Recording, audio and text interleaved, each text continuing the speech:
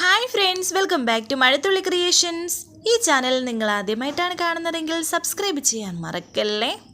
ആ സ്വർണ്ണ കൃഷ്ണ വിഗ്രഹം പൂജാമുറിയിൽ നിന്നും കൽപ്പനയും ഉർവശിയും പ്രിയങ്കയും കൂടി മോഷ്ടിച്ച് രാധികയുടെ മുറിയിൽ കൊണ്ടുവച്ചിട്ട് രാധികയെ കുറ്റക്കാരിയാക്കാനാണ് അവരുടെ പ്ലാൻ. എന്നാൽ പ്രിയങ്ക ഇത് മോഷ്ടിക്കുന്നത് കൽപ്പന മൊബൈലിൽ പകർത്തിയിരുന്നു.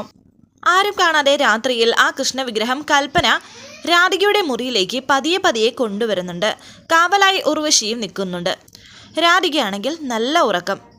അങ്ങനെ മുറിയിലേക്ക് വന്നിട്ട് എവിടെ വെക്കും എന്നാലോചിച്ച് നിൽക്കുന്ന സമയത്താണ് താഴെ രാധികയുടെ ബാഗ് ഇരിക്കുന്നതായി കാണുന്നത്. വളരെ പതിയെ തന്നെ വിഗ്രഹം ആ ബെഡിലേക്ക് വെച്ചതിന് ശേഷം പതിയെ ബാഗ് തുറക്കുന്നു.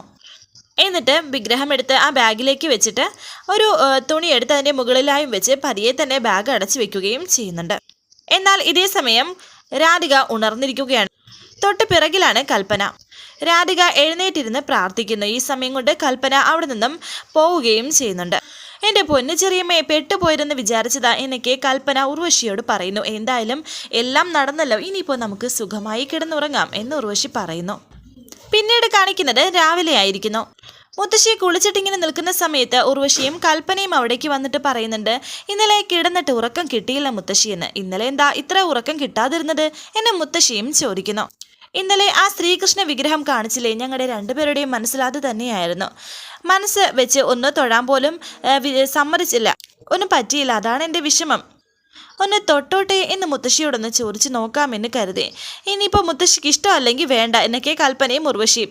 എന്തായാലും ഭഗവാൻ കൃഷ്ണൻ തോന്നിപ്പിച്ചതല്ലേ, ഞാനായിട്ട് അതിന് തടസ്സം നിൽക്കുന്നില്ല എന്ന് പറഞ്ഞ് മുത്തശ്ശി ഇപ്പോൾ താക്കോൽ എടുക്കുന്നുണ്ട്. വാ, നമുക്ക് പൂജാമുറിയിലേക്ക് പോകാം. അങ്ങനെ ഇപ്പോൾ അവരെയും കൂട്ടി പൂജാമുറിയിൽ എത്തിയിരിക്കുകയാണ് മുത്തശ്ശി. രാധിക മോളെ, അത് കാണിച്ചത് കൊണ്ട് നിങ്ങളുടെ മനസ്സിലൊരു പരാതി ഉണ്ടല്ലോ, ഇതോടെ അത് തീർന്നോട്ടെ എന്ന് കരുതിയിട്ടാണേ. അങ്ങനെ മുത്തശ്ശി ആ പെട്ടി തുറക്കുകയാണ്. എന്നാൽ പെട്ടിയിൽ കൃഷ്ണ വിഗ്രഹമില്ല. അത് കാണുമ്പോൾ തന്നെ ഒരു ഞെട്ടലോടെ എൻ്റെ കൃഷ്ണ എന്ന് പറഞ്ഞ് നെഞ്ചത്ത് കൈ പിടിച്ച് വെച്ച് ഒന്ന് വിളിക്കുകയാണ്. ഇങ്ങനെ എൻ്റെ കൃഷ്ണ വിഗ്രഹം കാണുന്നില്ലല്ലോ എന്നൊക്കെ കരഞ്ഞുകൊണ്ട് അവർ പറയുന്നു. ഇത് കേട്ട് ഞെട്ടിയതുപോലെ അഭിനയിക്കുകയാണ് ഉർവശിയും കൽപ്പനയും. കൃഷ്ണ വിഗ്രഹം കാണാനില്ലെന്നോ, എവിടെ പോയി? മുത്തശ്ശിയാണെങ്കിൽ കരയുന്നുണ്ട്. അവിടേക്ക് എല്ലാവരും വരുന്നു. പരമശിവനും പത്മിനിയും പിന്നെ വരുണും പ്രിയങ്കയും ബിജു എല്ലാവരും വന്നു. കൃഷ്ണവിഗ്രഹം കാണുന്നില്ലെന്ന് പറയുന്നു. ഗൗതമും വന്നു. പരമ്പരയായിട്ട് നമ്മൾ സൂക്ഷിക്കുന്ന ആ പെട്ടി ആ കൃഷ്ണവിഗ്രഹം കാണുന്നില്ലെന്ന് പറയുന്നു. അമ്മ എന്തായി പറയുന്നത്? അത് ആരും തുറന്ന് നോക്കാറ് പോലും ഇല്ലെന്നൊന്ന് പരമശിവൻ പറയുമ്പോൾ തന്നെ കൽപ്പന പറയുന്നുണ്ട്, ഇന്നലെ മുത്തശ്ശി അത് തുറന്നിരുന്നു രാധികയെ കാണിക്കാനായിട്ട്. ചേച്ചിയെ കാണിക്കാനോ? അച്ഛനും അമ്മയും മുത്തശ്ശിയും അല്ലാതെ വേറെ ആരും ഇവിടെ കണ്ടിട്ടില്ലാത്ത വിഗ്രഹമല്ലേ, അത് ചേച്ചിയെ കാണിക്കുന്നത് എന്തിനാണെന്ന് പ്രിയങ്ക. ഞാൻ ആ കുട്ടിക്ക് സന്തോഷമാകട്ടെ എന്ന് കരുതി ഒന്ന് തുറന്ന് കാണിച്ചതാണെന്ന് തിരിച്ച് അതുപോലെ വെച്ച് പൂട്ടി താക്കോലുമായി പോവുകയും ചെയ്തു എന്നെ മുത്തശ്ശി പറയുമ്പോൾ, അല്ല മുത്തശ്ശി, ഇപ്പോൾ മുത്തശ്ശി എന്താ തുറന്നു നോക്കാൻ കാരണമെന്ന് വരുൺ ചോദിക്കുന്നു. അത് കൽപ്പനയും ഉർവശിയും വന്ന് ആ വിഗ്രഹം ഒന്ന് തൊടണമെന്ന് പറഞ്ഞു. അതാ വീണ്ടും തുറന്നു നോക്കിയത്. അതെങ്ങനെയെടുത്തി കൃത്യമായിട്ട് ഇന്ന് രാവിലെ തന്നെ ആ വിഗ്രഹം തൊഴണമെന്ന് തോന്നിയത് എന്നെ വരുൺ ചോദിക്കുമ്പോൾ കൽപ്പന പറയുന്നുണ്ട്, എൻ്റെ വരുൺ എന്ത് ചോദ്യമായി ചോദിക്കുന്നത്? ഇന്നലെ ആ വിഗ്രഹം ഒന്ന് കാണാനേ പറ്റുള്ളൂ. ഞാനും ചെറിയമ്മയും ഇന്നലെ ഉറങ്ങിയിട്ടേ ഇല്ല. ഒന്ന് തൊഴണമെന്ന് മുത്തശ്ശിയോട് ഞങ്ങൾ പറഞ്ഞു. പറ്റില്ലെങ്കിൽ വേണ്ടാന്ന് പറഞ്ഞിരുന്നു. രാധിക ഇവിടേക്ക് വന്നു.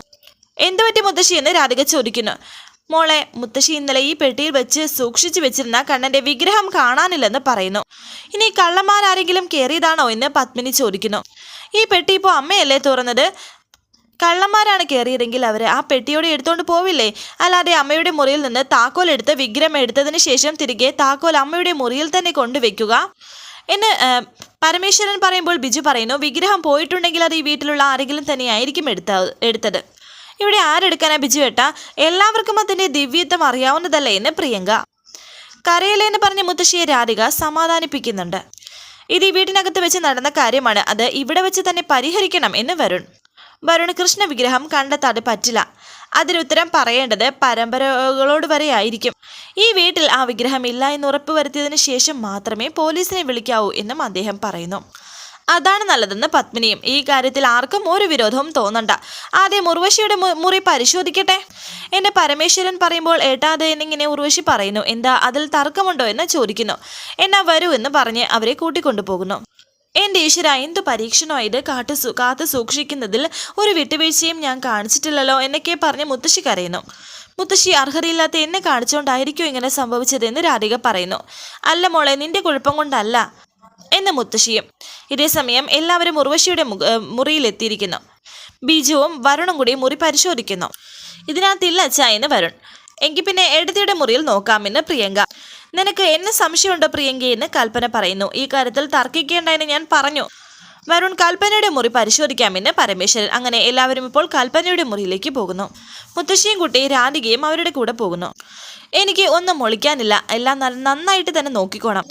എല്ലാം പരിശോധിക്കാതെ സംശയം ഭാഗ്യമുണ്ടെന്ന് പറയരുതെന്നും കൽപ്പന പറയുന്നു. വരുണും ബിജുവും കൂടി എല്ലാം പരിശോധിക്കുന്നുണ്ട്. ആ മുറിയിൽ നിന്നും ഒന്നും കിട്ടിയില്ല. പ്രിയങ്ക പറയുന്നത് കേട്ട് എൻ്റെ മുറി പരിശോധിച്ചല്ലോ, അപ്പോൾ പിന്നെ പ്രിയങ്കയുടെ മുറിയും പരിശോധിക്കണം എന്ന് കൽപ്പന. ഞങ്ങളുടെ മുറി പരിശോധിക്കാം, ആ കാര്യത്തിൽ ഏട്ടത്തേക്ക് സംശയം വേണ്ടെന്ന് പറഞ്ഞപ്പോൾ എല്ലാവരും അങ്ങോട്ടേക്കാണ് പോകുന്നത് പ്രിയങ്കയുടെ മുറി പരിശോധിക്കാനായിട്ട്. പ്രിയങ്കയുടെയും വരുണിൻ്റെയും മുറി. ഇതേസമയം മുത്തശ്ശിയെ സമാധാനിപ്പിക്കുകയാണ് രാധിക. കുറച്ച് വെള്ളമൊക്കെ കൊണ്ട് കൊടുക്കുന്നുണ്ട്. കൽപ്പനയാണ് വരുണിൻ്റെ മുറി പരിശോധിക്കുന്നത്. ഒന്നുമില്ല എന്ന് മനസ്സിലാക്കി പുറത്തേക്ക് വരുന്നു. ഇനിയിപ്പോൾ ഇവിടെ 2 മുറിയേ ഉള്ളൂ. ഒന്ന് ഞാനും പത്മിനിയും താമസിക്കുന്നത്, ഒന്ന് അമ്മ താമസിക്കുന്നത്. അവിടെ പരിശോധിക്കണ്ടേ എന്ന് പരമേശ്വരൻ. വേണ്ട അച്ഛാ, അതിൻ്റെ ആവശ്യമില്ല. ഇനിയിപ്പോൾ പോലീസ് നടപടിയിലേക്ക് നീങ്ങാം എന്ന് വരുൺ പറയുമ്പോൾ കൽപ്പന പറയുന്നു, വരട്ടെ വരട്ടെ. ആ 2 മുറി മാത്രമല്ലല്ലോ, വേറെ ഒരു മുറിയും കൂടിയുണ്ട്. രാധിക താമസിക്കുന്നതില്ലേ എന്നെ കൽപ്പന പറയുമ്പോൾ വരുൺ പറയുന്നു, രാധിക മോഷ്ടിച്ചു എന്നാണോ എന്ന്. ചെറിയമ്മയുടെ മുറിയിലേക്ക് കയറി. ചെറിയമ്മ മോഷ്ടിച്ചതാണോ? എൻ്റെ മുറിയിൽ കയറി. അപ്പോൾ ഞാൻ മോഷ്ടിച്ചു എന്നാണോ? നിന്റെ മുറിയിൽ കയറി നീ മോഷ്ടിച്ചു എന്നാണോ എന്നൊക്കെ കൽപ്പന ചോദിക്കുന്നു. അതുപോലെയല്ലേ രാധികയുടെ മുറി? എന്തായാലും രാധിക ഇന്ന് വരെ ഇവിടെ ഉണ്ടായിരുന്ന ആളല്ലേ എന്ന് പറയുമ്പോൾ മുത്തശ്ശി എവിടേക്ക് വന്നിട്ട് പറയുന്നുണ്ട്, രാധിക മോളെ സംശയിക്കേണ്ട എന്ന്. ഇത്രയും വലിയൊരു ഭക്തിയെ സംശയിച്ചാൽ അതിനുള്ള ശാപം ഭഗവാന്റെ കയ്യിൽ നിന്നും കിട്ടുമെന്ന് മുത്തശ്ശി പറയുന്നു. വേണ്ട, പരിശോധിക്കട്ടെ, എൻ്റെ മനസ്സമാധാനത്തിനും അതാണ് വേണ്ടതെന്ന് രാധിക പറഞ്ഞു. എന്നാൽ പിന്നെ എല്ലാവരും നോക്കി നിൽക്കുന്ന എന്തിനാവാ എന്ന് പറഞ്ഞ് എല്ലാവരും ഇപ്പോൾ രാധികയുടെ മുറിയിലേക്ക് പോകുന്നു. പ്രിയങ്കയും കൽപ്പനയും പിന്നെ എല്ലാവരും ഉണ്ട്. വരുണും എല്ലാവരും ആ മുറിയിലേക്ക് കയറിയിരിക്കുന്നു. വരുണിൻ്റെ തൊട്ടരികിലാണ് രാധിക നിൽക്കുന്നത്. പ്രിയങ്കയും കൽപ്പനയും കൂടിയാണ് മുറി പരിശോധിക്കുന്നത്. ആ മുറിയിൽ തന്നെയാണ് രാധികയും വരുണും ബിജുവും ഒക്കെ ഉള്ളത്. അവിടെയൊന്നും നോക്കിയിട്ട് ഒന്നും കണ്ടില്ല. അങ്ങനെ ഇപ്പോൾ ആ ബാഗ് എടുത്തിട്ട് ബാഗിൽ നോക്കി, ബാഗിൽ കൃഷ്ണവിഗ്രഹവും കൊണ്ടുവരികയാണ് കൽപ്പന. എന്നിട്ട് പുറത്തേക്ക് വന്നിട്ട് പറയുന്നു, ബാഗ് പരിശോധിക്കാൻ തോന്നിയത് നന്നായി, കൃഷ്ണവിഗ്രഹം ബാഗിൽ നിന്നും കിട്ടിയെന്ന് കൽപ്പന പറയുന്നു. ആ വിഗ്രഹം കാണുമ്പോൾ എല്ലാവരും ഒരു ഞെട്ടലോടെ നിൽക്കുന്നുണ്ട്. വരാനിരിക്കുന്ന പുതുപുത്തൻ എപ്പിസോഡുമായി വീണ്ടും കാണാം. Thank you for watching. Please subscribe, like, share my channel.